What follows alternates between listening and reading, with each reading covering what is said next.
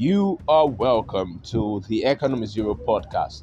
My name is Gideon, your host, Gideon Wakama, your host. I am so joyful that you're here and you're listening to this. All right, right now we're going to be talking about leadership. All right, so in this episode, we want to talk about transformational leadership and the world leadership, the world kind of leadership.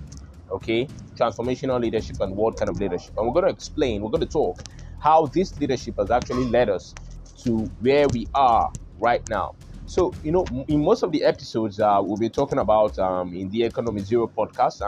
This podcast, mind you, is trying to the podcast is trying to educate, all right, the future, the children, the teenagers of the future about what is to come and what is needed for them to do. You understand what I'm saying? So it's very, very, very important that we take to note. All right. So now we want to talk about this leadership. What really is leadership? If we think about it, all right, or who is a leader? Now, a leader is a person that is going to let's take a look at our dictionary. Let's see how the Oxford or the Webster or the English dictionary actually puts who a leader is. Okay, let's see that. Who is a leader?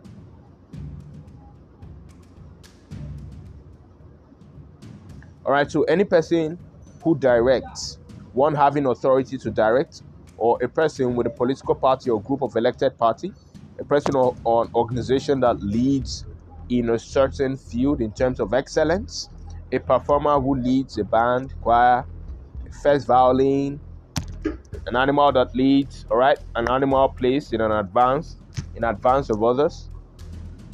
So someone that directs, someone that conducts, so that's a leader. Well, in our own plain sense, who do we say a leader is or a national leader is? Right? A person who is able to transform or who is able to relate, communicate the vision of every other person. A person who is able to communicate the vision of every other person, all right, to one person. That's who a leader is. A person who is able to communicate a vision, okay, to his followers. All right. So you are able to. That's the only job of the leader. You are able to that's the main job of a leader. You are able to relate your vision to people, and then you are able to influence those people to follow that vision of yours. So that means they now see what you see.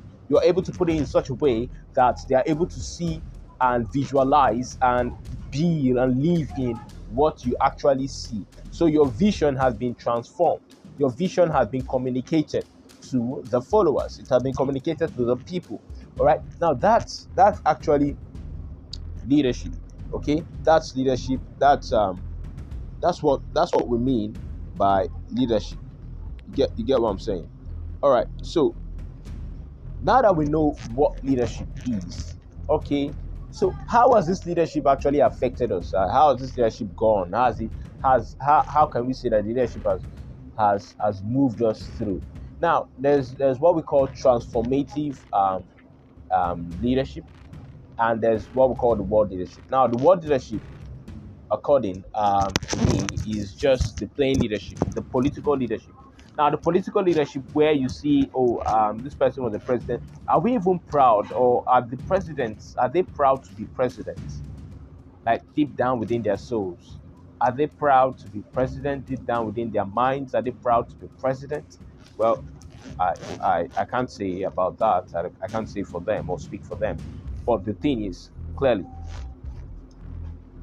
the political leader always wants to have something to campaign about. So, like they say, when you find solutions, money comes. So the thing is, money is after value. Likewise, power. Okay, so they need something to campaign about, and the tool that they use to campaign about is the main tool they use to campaign about is poverty.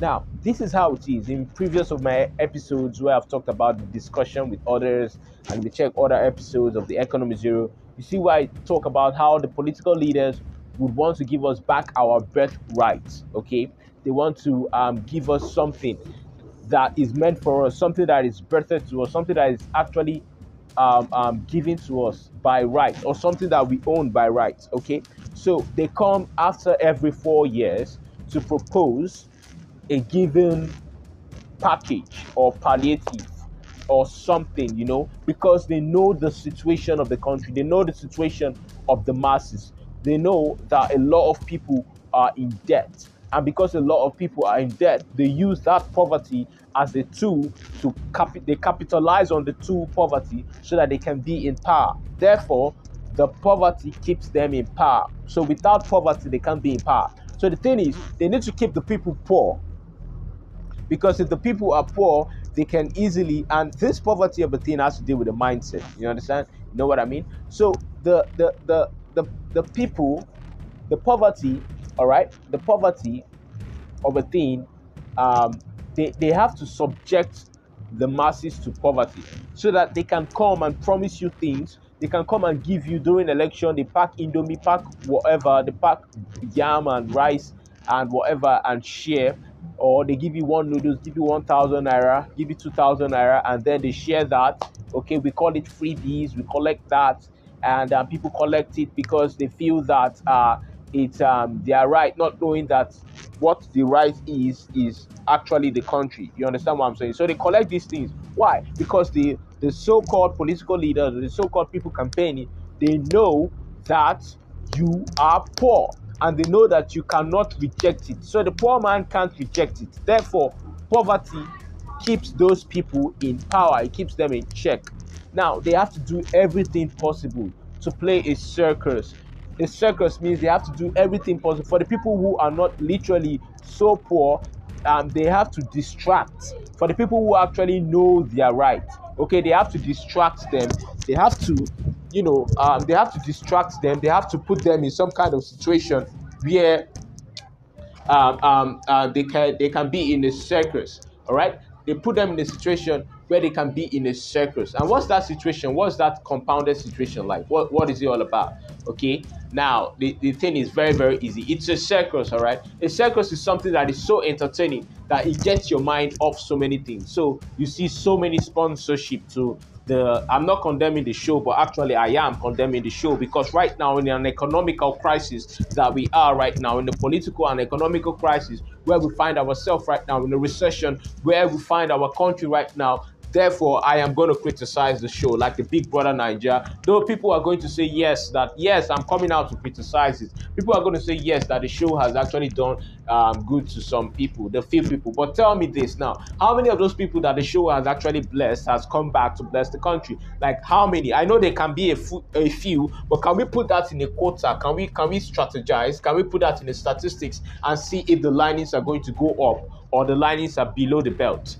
All right, are the linings below the belt? Of course they are. Now the thing is, are they proving? There are lots of academias in the country. There are lots of people that are willing to do so many bright things. People who willing with so many ideas, so many innovative ideas, creative ideas. These are things that should be awarded to. These are things that can help enhance us. But no, they cannot.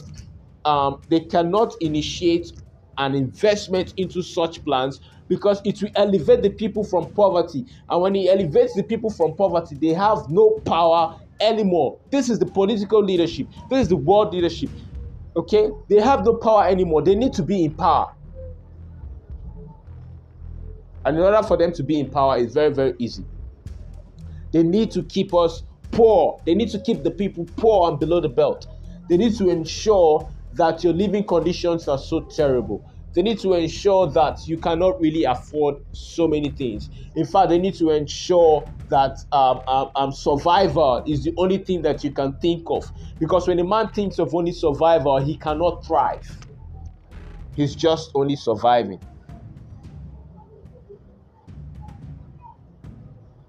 When a man thinks of only survival, he cannot thrive. He's only just what? Surviving. He's only surviving. He's only surviving. Only surviving. Okay?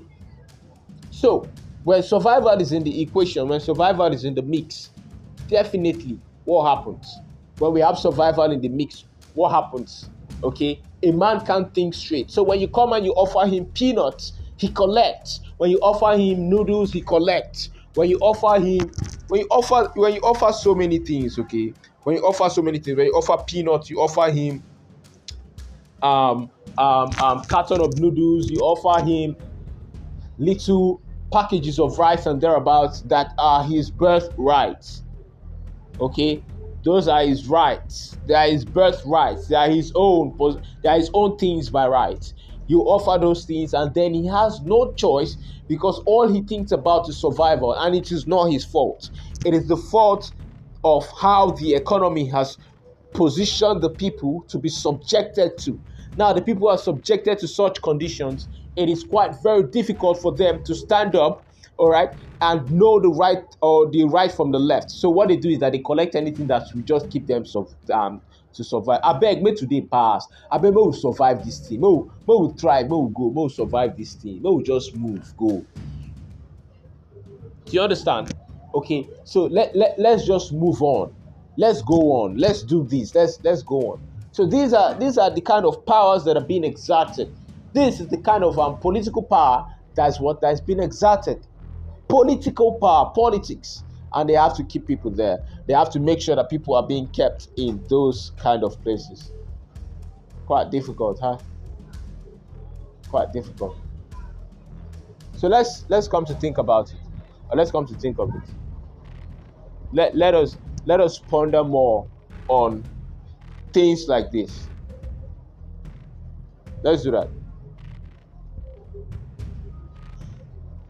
Poverty keeps them in power. Right now, they don't need money anymore. They've gotten money by whichever means they can. They've gotten money, so they need to use the money for you to elevate from the wealth. For you to elevate from wealth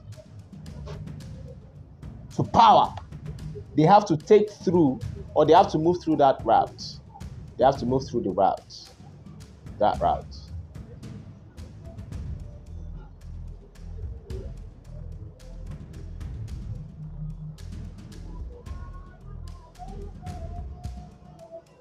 They have to move through the route. So tell me something now. Just let me get something clear.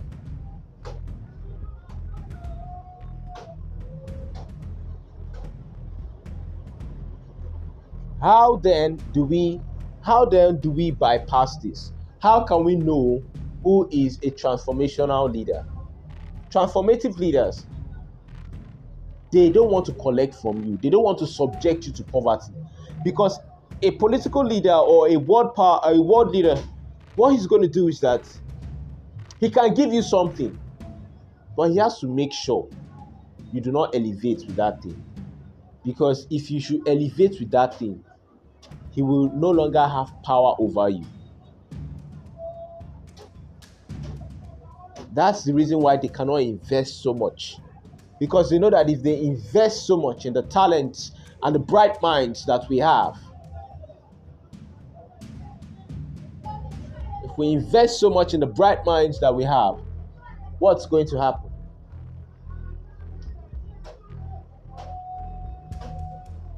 If we invest so much in the bright minds we have, what is going to happen? We will no longer need them or want to hear about their lies. We will be transformed, and when we're transformed, we become so powerful. Imagine a community of transformed leaders. We become so powerful.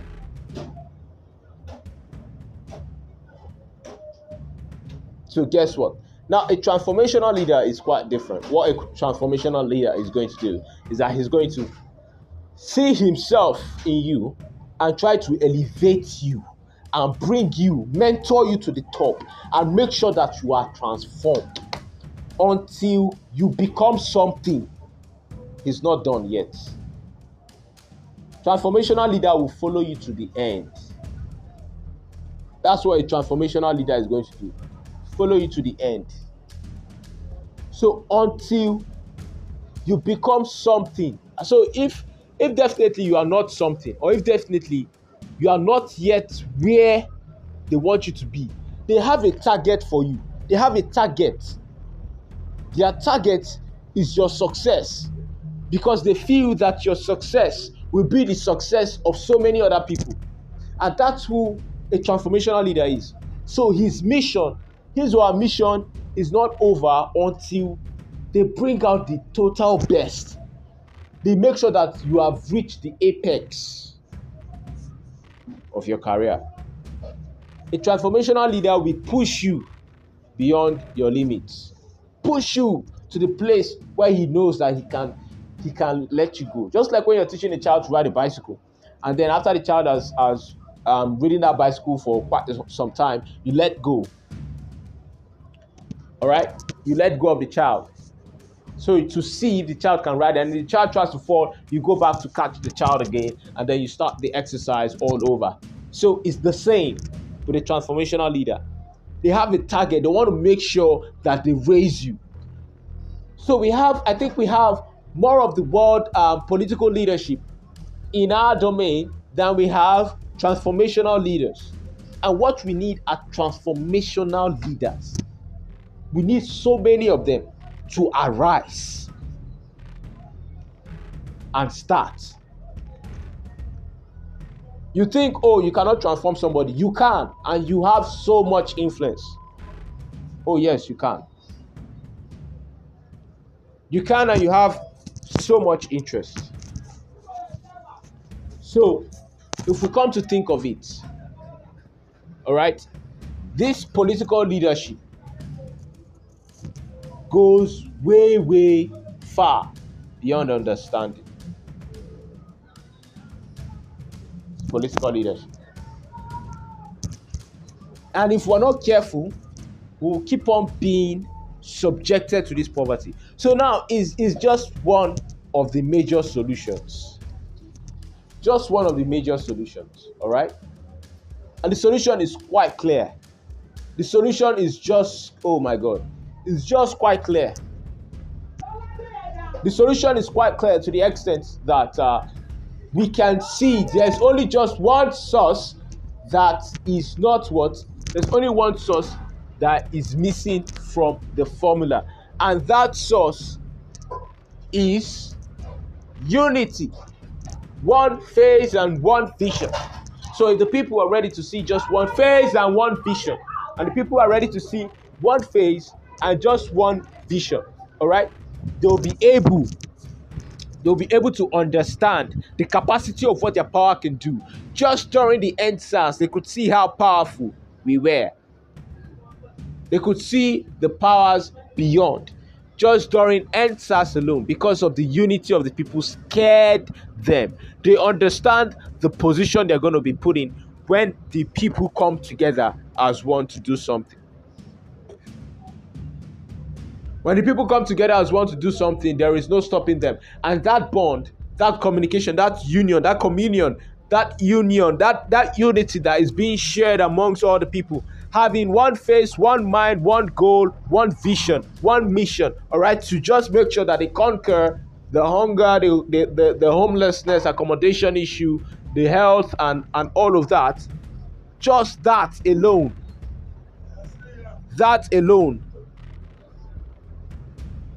can give us the change that we need.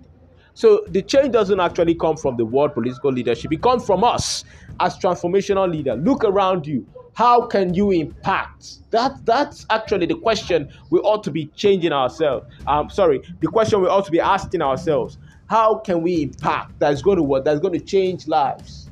That's actually the question. Follow up. The plan is quite simple. We come together and we get the goddamn farmlands. We come together and build the houses. I bet you the houses built can stay over centuries. They're not going to come down as long as we got good foundation, of course, of which we are going to get good foundations. All right? So that's the plan.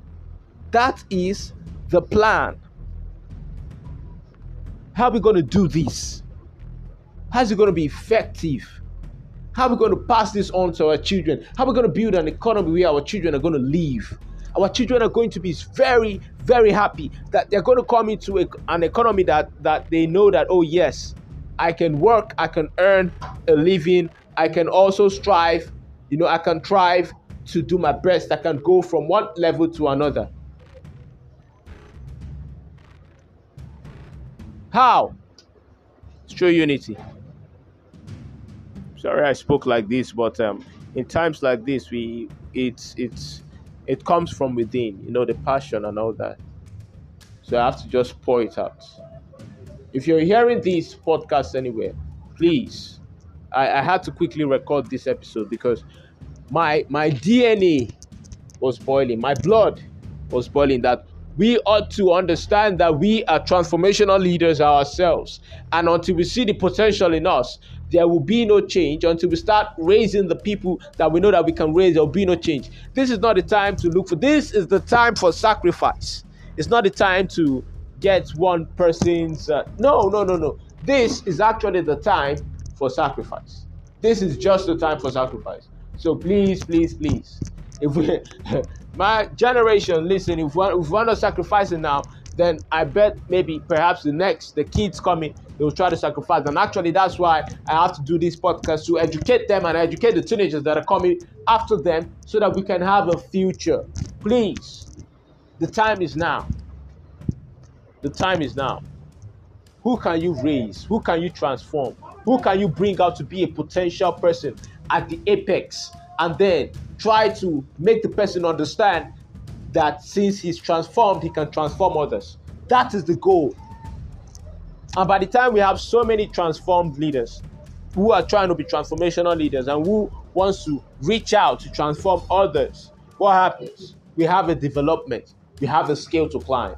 So please, this is the Economy Zero, and I hope you have peace wherever you are. I hope you unite. I hope you come together. It's hope, because hope is the only thing that can survive through trials and times like this. Hope is the only thing that can stand tall in the face of so many clouds and so many clauses that comes together, especially in an economy like this. It is just hope that we have to hold on to. So please, I plead, this is the Economy Zero once again, and I'm your host. Peace.